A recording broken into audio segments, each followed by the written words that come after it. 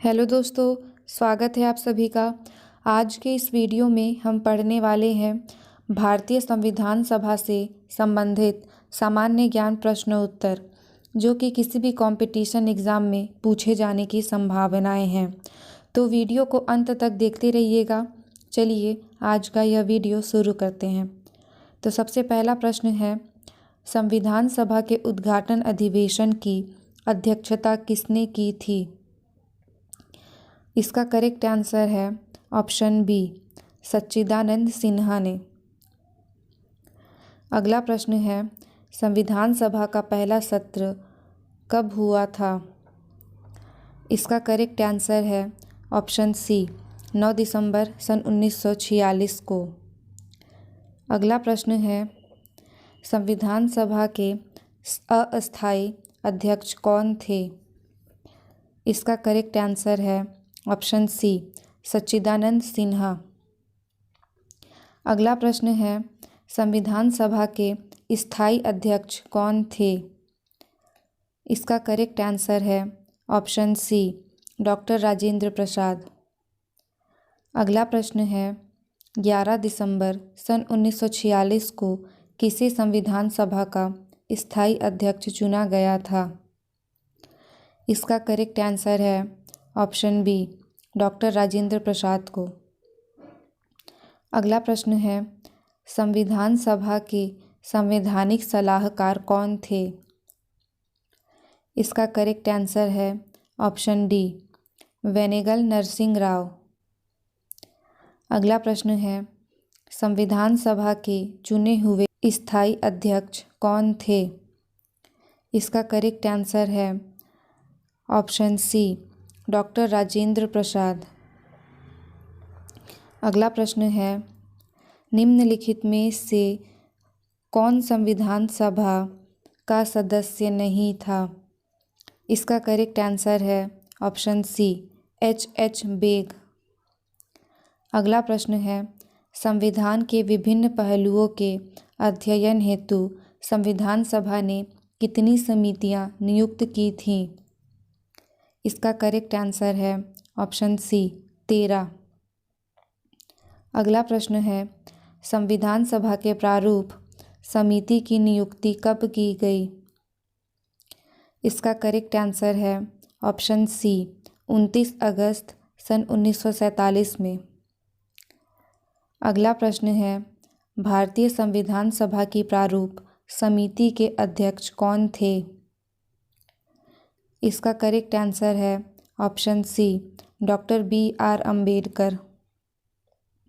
अगला प्रश्न है, संविधान सभा के प्रारूप समिति में सदस्यों की संख्या कितनी थी? इसका करेक्ट आंसर है ऑप्शन सी, 9।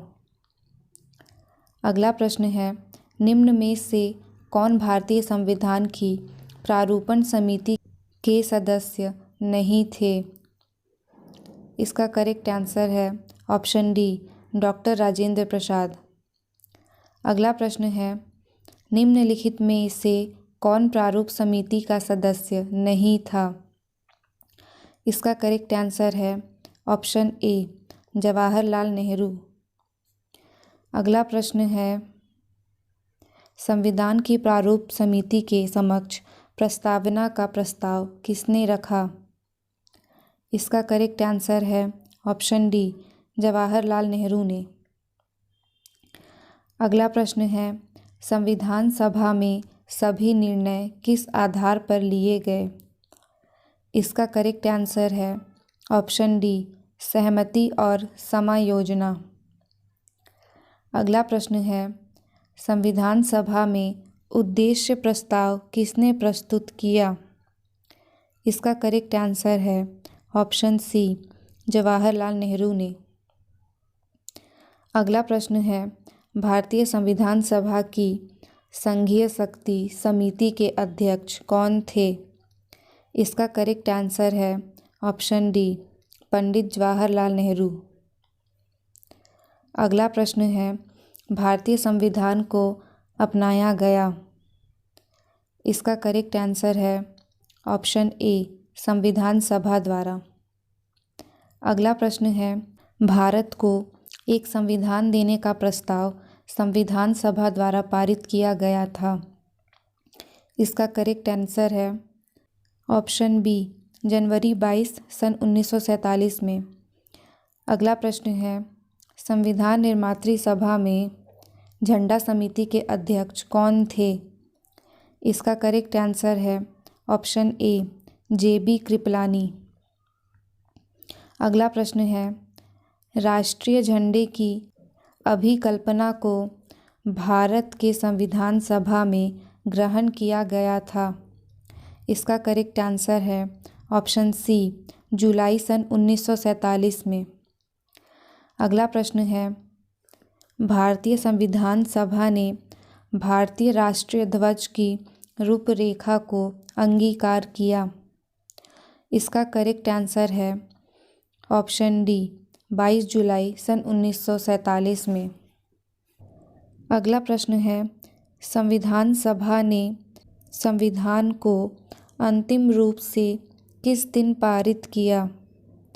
इसका करेक्ट आंसर है ऑप्शन सी, 26 नवंबर सन 1949 को। अगला प्रश्न है, संविधान सभा अंतिम रूप से किस दिन आखिरी बार मिली? इसका करेक्ट आंसर है ऑप्शन सी, 24 जनवरी सन 1950 को। अगला प्रश्न है, संविधान सभा के कितने उपस्थित सदस्यों ने संविधान पर हस्ताक्षर किया? इसका करेक्ट आंसर है ऑप्शन बी, 284। अगला प्रश्न है, संविधान सभा द्वारा अंतिम रूप से पारित संविधान में कुल कितने अनुच्छेद और अनुसूचियां थी? इसका करेक्ट आंसर है ऑप्शन सी, 395 अनुच्छेद तथा 8 अनुसूचियां। अगला प्रश्न है, संपूर्ण भारतीय संविधान के निर्माण में संविधान सभा को कितना समय लगा? इसका करेक्ट आंसर है ऑप्शन बी, 2 वर्ष 11 माह 18 दिन। अगला प्रश्न है, किस दिन से संविधान सभा का अंतरकालीन संसद के रूप में आविर्भाव हुआ? इसका करेक्ट आंसर है ऑप्शन सी, 26 जनवरी सन 1950 में। अगला प्रश्न है, जिस संविधान सभा द्वारा भारत के संविधान का अधिनियम किया गया उसके सदस्य कौन थे? इसका करेक्ट आंसर है ऑप्शन सी, विभिन्न प्रांतों की विधानसभाओं द्वारा निर्मित। दोस्तों, मुझे उम्मीद है कि आप सभी को यह वीडियो पसंद आया होगा। वीडियो को अंत तक देखने के लिए आप सभी का बहुत बहुत धन्यवाद।